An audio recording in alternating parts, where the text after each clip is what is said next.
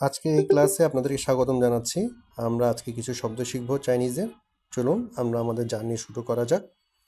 তো আজকে ক্লাসে আমরা যে শব্দগুলো শিখব সেটি হচ্ছে যে এই যে দেখতে পাচ্ছেন এখানে জিনিসটা দেখে একটু অথবা কোনি লাগতে পারে। এটার অর্থ হচ্ছে আই এবং মি, এবং এটার অর্থ হচ্ছে আমি।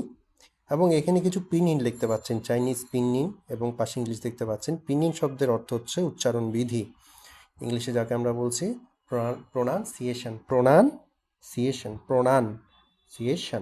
তো এই যে প্রোনাউন্সিয়েশন যে বিষয়টা, উচ্চারণ বিধি, এটা খুবই গুরুত্বপূর্ণ চাইনিজ ভাষা শেখার ক্ষেত্রে।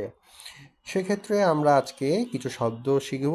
পরবর্তী ক্লাসে আমরা আমাদের হানজে অর্থাৎ বর্ণমালা, অর্থাৎ যে লিখিত রূপ, এই লিখিত রূপ কিভাবে গঠিত হয়, কি কি দিয়ে গঠিত হয়, এই বিষয়গুলো আমরা জানতে চেষ্টা করব। আসুন আমরা আমাদের ক্লাসটা শুরু করি, পরবর্তী ক্লাসটা। যে দেখতে পাচ্ছেন পরবর্তী যে শব্দটা সেটি হচ্ছে ওয়ামেন। এই যে দেখতে পাচ্ছেন আপ অ্যান্ড ডাউন টোন, একটু উপরে, ওর উপরে কিছু দেখতে পাচ্ছেন, একটা অর্থাৎ একটা নেমেছে, একটু উপরে উঠেছে, তাই না? এই যে নিচে ওঠা এবং উপরে যেই আপনার দাগটা দেখতে পাচ্ছেন, এটাকে আমরা বলছি টোন। চাইনিজ ল্যাঙ্গুয়েজে টোটাল কয়টা টোন আছে? 1 2 3 4 5, অর্থাৎ 5টা টোন।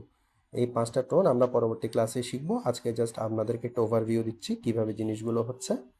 আপনারা জাস্ট আমার সাথে সাথে উচ্চারণগুলো করে যান, আর অতি অবশ্যইভাবে উচ্চারণগুলো সঠিকভাবে করার প্রয়াস করবেন, চেষ্টা করবেন।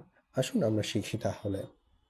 এখানে কি দেখতে পাচ্ছেন যে পরবর্তী শব্দটা, যে কিছু হানজি দেখতে পাচ্ছেন, এগুলো হলো হানজি, যেগুলো কিভাবে গঠিত হয় এগুলো দেখে ঘাবড়ানোর কিছু নেই।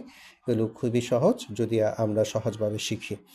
আসুন আমরা পরবর্তী যে শব্দগুলো আমরা দেখি। দেখতেই পাচ্ছেন পরবর্তী আছে কি নি। ঠিক আছে, কি আছে? নি আছে। তো এই যে নি শব্দের অর্থ কি? ইও। ঠিক আছে না, এটা ইউ অর্থাৎ তুমি, নি। ঠিক আছে, এটার উচ্চারণ বিধিটাও কিন্তু ওই উপরের যে ওয়ামেন অর্থাৎ এটার সাথে কানেক্টেড, অর্থাৎ এটাও সেম। কীরকম সেম? ফলিং অ্যান্ড রাইজিং, পড়ছে, উঠছে। মা, যেমন কি আমরা বলি না, এই যে ওয়া নি ইয়, এটা শব্দ অর্থ কি? ইয় মানে তুমি। নেক্সট শব্দটা থা, ফ্ল্যাটন, হা, থা, এটা শব্দ অর্থ কি? হি হিম, হি হিম। কিন্তু এখানে একটা বিষয় লক্ষণীয়, পরের শব্দটা কিন্তু থা, সেম উচ্চারণ, কিন্তু হানজি ডিফারেন্ট, অর্থাৎ লিখিত রূপটা কিন্তু ডিফারেন্ট, তাই না? মজার বিষয়, একটু মনোযোগ দিয়ে খেয়াল করুন। এই লিখিত রূপগুলোকে আমরা পরবর্তীতে আবিষ্কার করবো। এটাকে আমরা বলছি কি চাইনিজ ভাষায় হানজে। বলুন হানজে, আমার সাথে বলুন হানজে।